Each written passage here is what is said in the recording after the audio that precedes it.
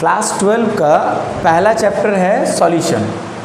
उसमें सॉल्युबिलिटी के बाद जो ऑलरेडी क्लास 9 में पढ़ा दिया गया था, तो सॉल्युबिलिटी के बाद एक टॉपिक है उसमें आपका मोस्ट इम्पॉर्टेंट है हेनरीज लॉ। तो हेनरीज लॉ जब हम लोग करते हैं या देखते हैं हेनरीज लॉ को, तो बेसिकली हेनरीज लॉ में कुछ ज़्यादा डिटेल पे लिखा नहीं है, बस छोटा सा टॉपिक लिखा है, लेकिन क्वेश्चन जो आता है उस पर ज़्यादा इंपॉर्टेंट आता है। जैसे हेनरीज लॉ क्या बोल रहे हैं, partial pressure of a gas is directly proportional to the mole fraction of a gas in liquid solution. बहुत इजी है, बोलने का मतलब है कि जो भी पार्शियल प्रेशर आएगा, किसी का भी पार्शियल प्रेशर आएगा कोई भी गैस का, वो डायरेक्टली प्रोपोर्शनल होगा किसका, मोल fraction of a gas in liquid solution में। अब बात है इस टॉपिक को कैसे पहले देखा जाए कि जो पार्शियल प्रेशर किसको बोलते पहले। देखिए, जैसे मान के चलिए आपके पास मान के चलिए मैं सिर्फ एक वाटर ले रहा हूँ, ठीक है। अब मैं इसको पूरा कंटेनर को बंद कर दिया। आप लोग सुने होंगे प्रेशर कुकर, ठीक है। प्रेशर कुकर के थ्रू मैंने इसको बंद कर दिया और नीचे से ओवन थोड़ा जलाकर इसको मैंने क्या किया, गरम किया, ठीक है। प्रेशर कुकर पे वाटर रखा, उसके बाद इसको गरम किया और यहाँ से जो आपका सीटी जो मारेगा, वो सीटी जो मारेगा उससे मैंने यहाँ पर एक प्रेशर चेक किया और प्रेशर मान लो कुछ भी मिला, ABCD कुछ भी मिला प्रेशर, एग्जाम्पल प्रेशर मिला। अब मैंने इस पानी को क्या किया कि वाटर में पानी तो था ही, वाटर था ही, साथ में मैंने शुगर भी मिला दिया या फिर मान लो सॉल्ट मिला दिया सॉल्ट। तो इसका जो प्रेशर आएगा, मिक्सिंग करने के बाद जो प्रेशर आएगा, इसी को हम लोग बोलेंगे partial pressure. Remember, partial pressure आपका अलग है नॉर्मल प्रेशर से। यहाँ पर जब मैंने सिंगल हीट किया, इसको सिंगल गर्म किया, तो कुछ प्रेशर आया, इसको बोलते हैं प्योर प्रेशर। और जब मैंने मिक्स करके उसी पानी में शुगर या कुछ भी मिक्स करके या फिर मान लो कोई गैस मिक्स करके या जो भी कुछ मिक्स करके जो प्रेशर आएगा, उसी को हम लोग बोलेंगे पार्शियल प्रेशर। पहले पार्शियल प्रेशर समझ गए।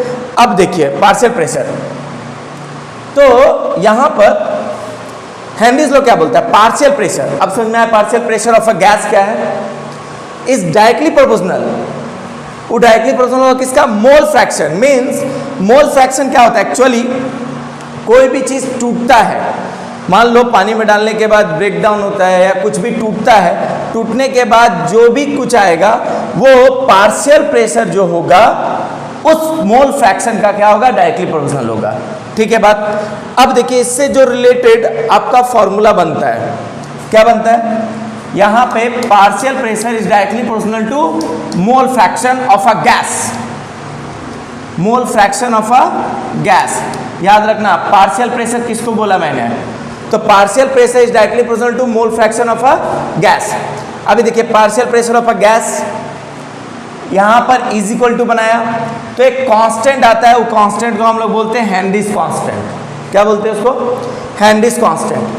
हेनरीज कांस्टेंट बेसिकली डिपेंड्स करता है किस पे, depends upon nature of a gas off solvent and solvent. किस पे डिपेंड करता है, नेचर ऑफ अ गैस पे एंड सॉल्वेंट पे। रिमेंबर, जो KH है वो किस पे डिपेंड्स करेगा, नेचर ऑफ अ गैस पे और सॉल्वेंट पे। दूसरा, टेम्परेचर आप बढ़ाइएगा तो KH भी बढ़ेगा। रिमेंबर, टेम्परेचर आप बढ़ाइएगा तो KH भी बढ़ेगा।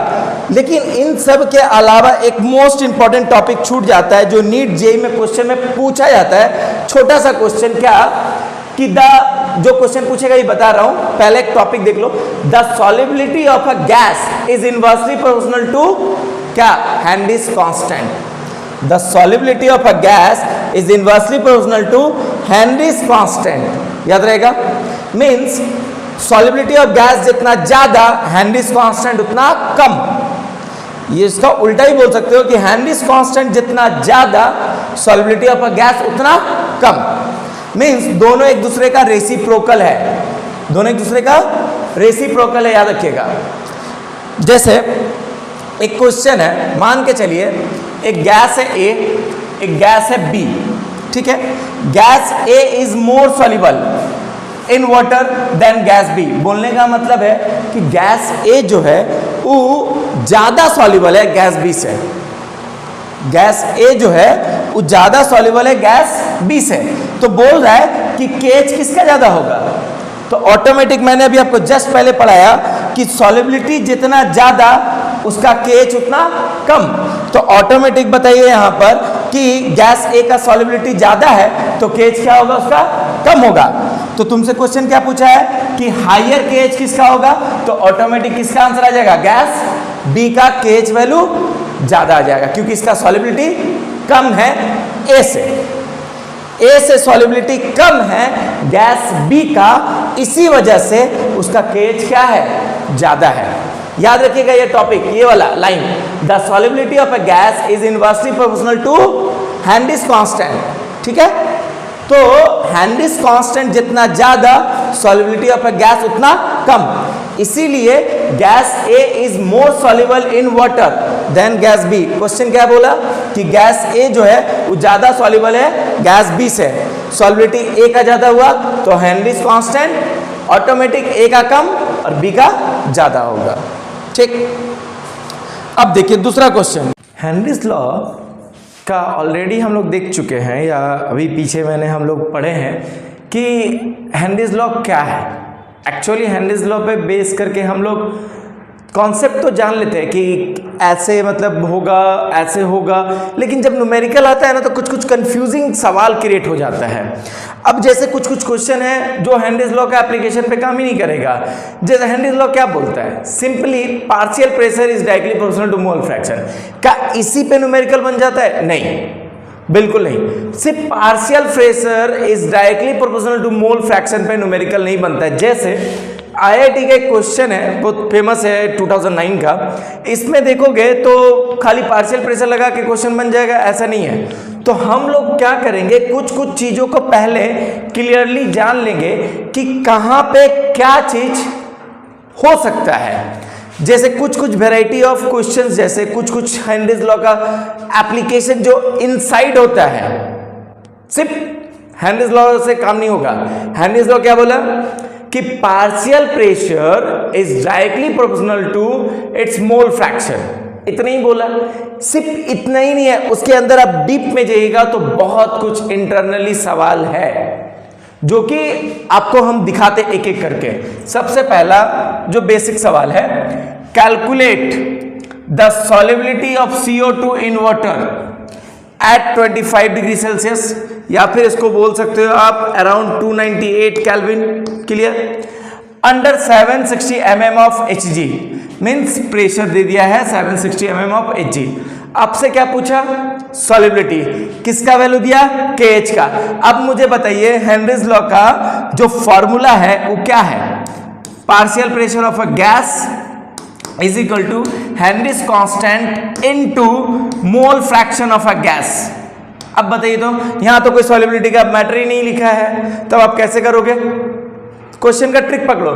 देखो क्या बोल रहा है कि कैलकुलेट सॉल्युबिलिटी, आपको निकालना क्या है सर, सॉल्युबिलिटी निकालना है। जब आपको सॉल्युबिलिटी निकालना है, ठीक है, दूसरा में आपका प्रेशर दे दिया है और केएच का वैल्यू दे दिया है, तो आप इसमें कैसे निकालिएगा, नहीं ना निकाल पाइएगा।